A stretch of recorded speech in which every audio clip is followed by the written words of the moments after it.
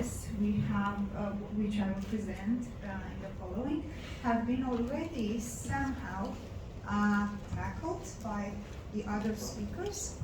So why these three parts? Because they account for my three domains I represent: education, psychology, and philosophy. The main point is what the university should do today. What's the point of the university these days? So the point zero, actually, for sustainable development goals implementation is the university. And we should assume that university have the moral ground to do it, because this is the teleological. This should be the main purpose, because it's the moral purpose of this society. And what is the how should do it? By thinking critically. And this is, I will try to argue in the following. So I built upon the opinions of World Economic Forum, and saying that critical thinking is one of the world's most desirable skills today, and it will rebuild mental infrastructure. And this mental infrastructure is needed to implement sustainability. Well, the danger of rhetoric without action. I think a lot of people today pointed out this also. Our colleague from Philippines had this point in his talk. Well, it will go in Hesse's terms like a glass bead game. But in the end, all this rhetoric will be pulverized unless we do something. So, and of course, the dangers of ideology, extremism, for example. So critical thinking and courage for sustainability. What is the link? Well, I argue in favor of critical thinking as creating an environment for the development of the courage that is crucial in attaining the sustainability goals. The university's role. The university is the starting place of the construction of the human personality. The university should exist in its current state of researching, shouldn't research in a void by taking it, and it should take the true role in the society, to research for the common good. And this is the main point I want to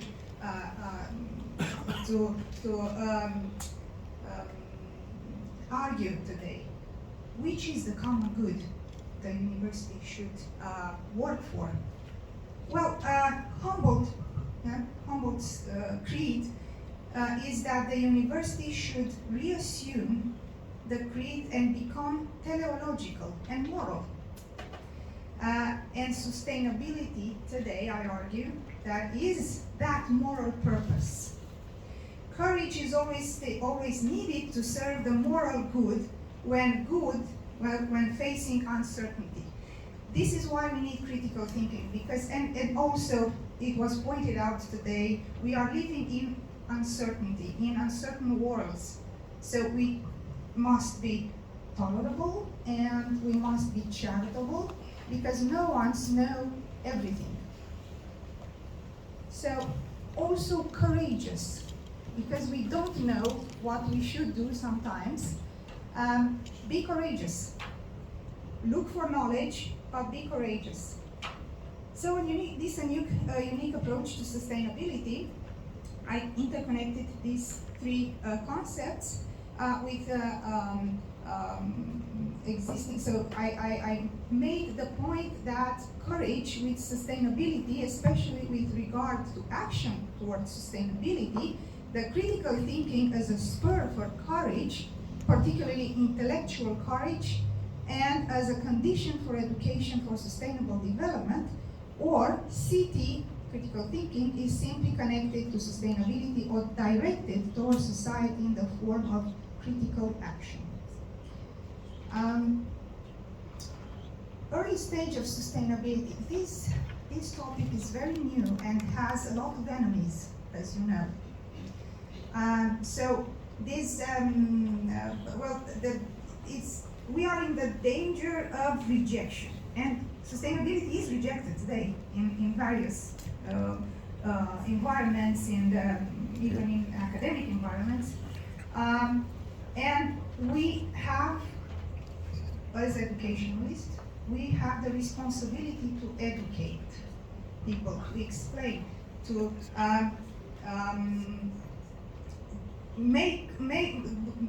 take it further. Well, the Sustainable Development Goal number 4, and higher, the number 4 means quality education for all. What higher education does for this goal, or in my perspective, what universities should do for this goal, is, well, to keep 2030 agenda. Higher education role should be more flexible, to bring the change closer to people, and it needs courage to convince people to changing their lifestyles and habits. It's very hard to contradict lifetime habits.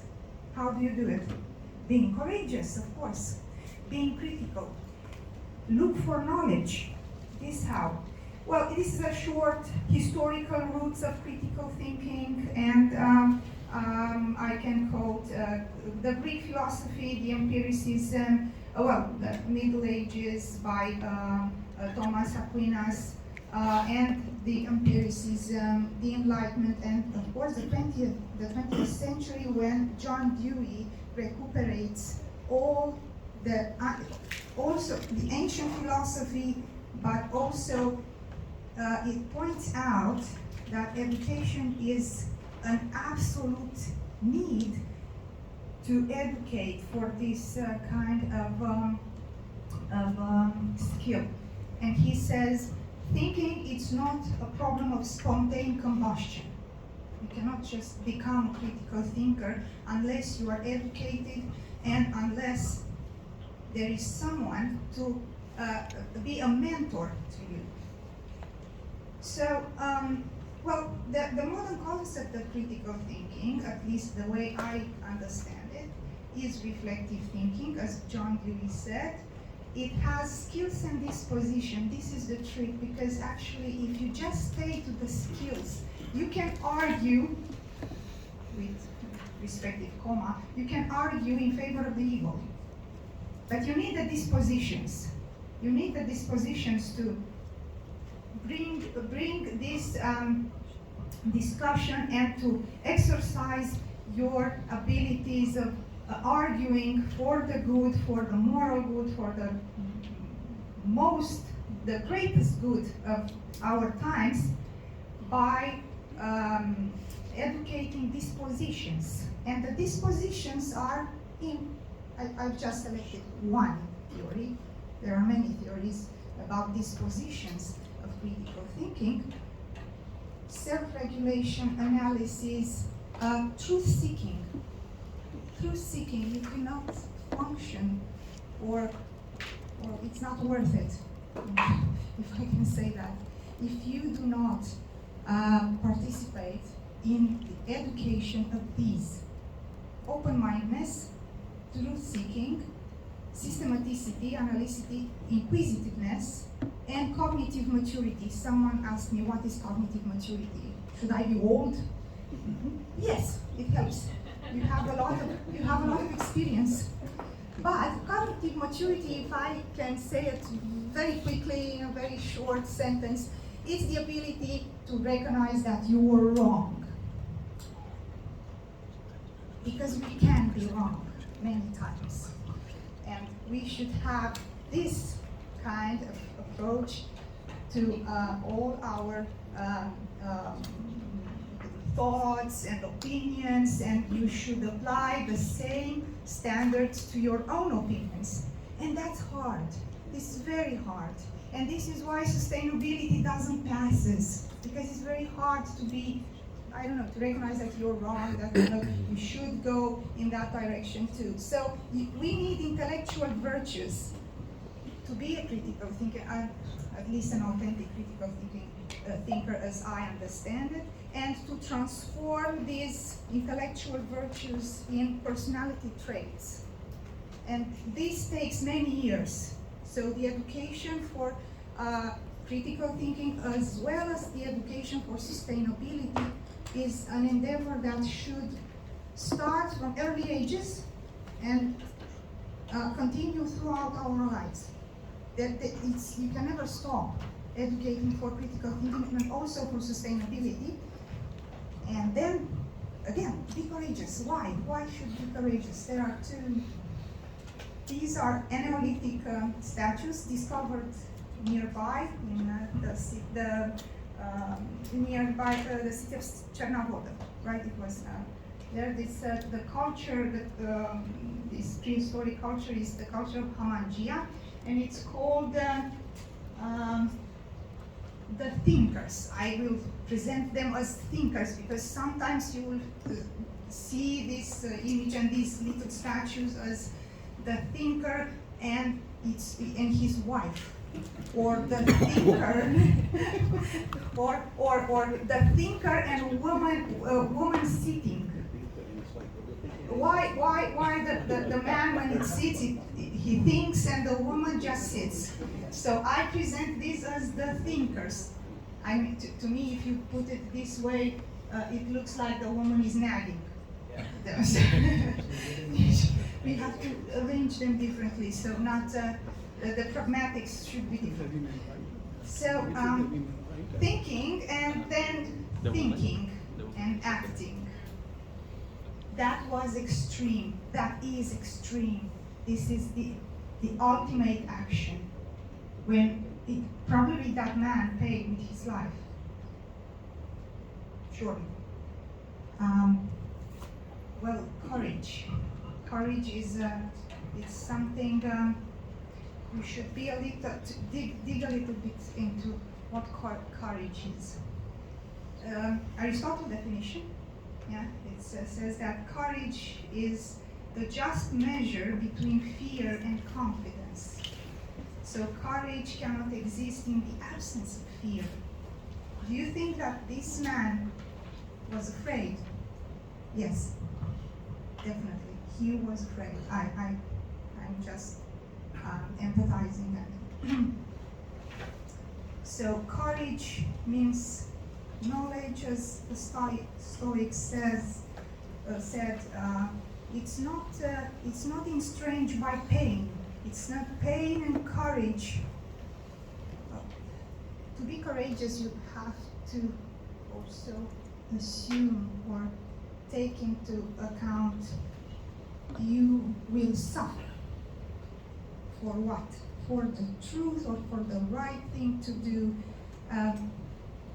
Connection to reasoning, it's kind of obvious to me because Aristotle points out that ignorance seems courageous, but when the person under delusion finds out that the situation is different from what they imagine, they run. So ignorance is what scares the courage away. Knowledge is what brings the courage in. And also, well, truth-seeking, what I have demonstrated before, truth, inquisitiveness. So critical thinking is something that I believe spurs courage. The link between courage and critical thinking, so it's an intellectual courage, it's knowledge-based courage, and mutual dependence.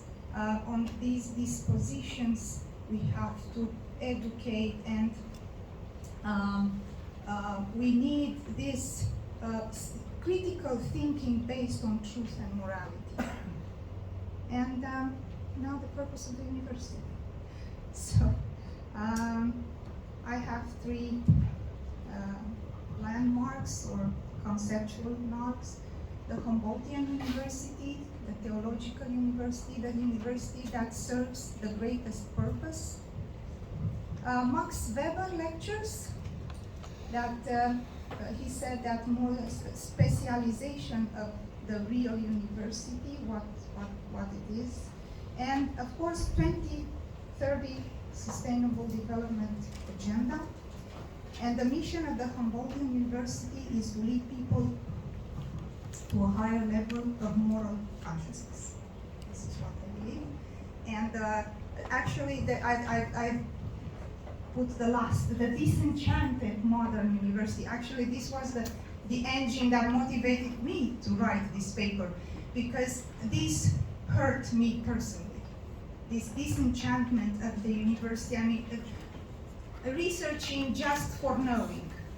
It's not, I believe it shouldn't be like that. Let's research for what makes people better, or what makes our lives better. Research for the moral good. So the highest moral good, the greatest. And actually, sustainability is the highest moral purpose of the university. And the current state is that our academia is disenchanted. We let the facts speak for themselves, independent of morals and values. Max Weber's values, well, he identified essential values of scholarship: inclusiveness, intellectual integrity, courage, and a principled commitment to intellectual and value pluralism. The moral infrastructure, then, it follows, the university should have a moral ground for its activity and purpose. The moral infrastructure of academia should be based on sustainability. This is my point. And, of course, intergenerational justice. It's necessary to nurture and promote programs and research projects committed to sustainability. I have already pointed this out, the danger of critical thinking without disposition, without nurturing values, intellectual values. I will jump a little bit on this. Well, what is the, I believe, to be a break on achieving these moral grounds of the university is this business-oriented agents as universities. So I believe that this is a tension that now it's preventing university to assume its educational purpose, and it has a bizarre status, I think. As educational agents with a humanistic orientation, sometimes incompatible with obtaining profit, and as business and market-oriented agents oriented towards profit. And it's time for the university to assume the role of change and change makers, and renouncing maybe profit attainment. These are the key concepts: institutional courage, knowledge-driven courage, teleological university, and universal good. Strong university, critical thinking, courage, development, and thank you.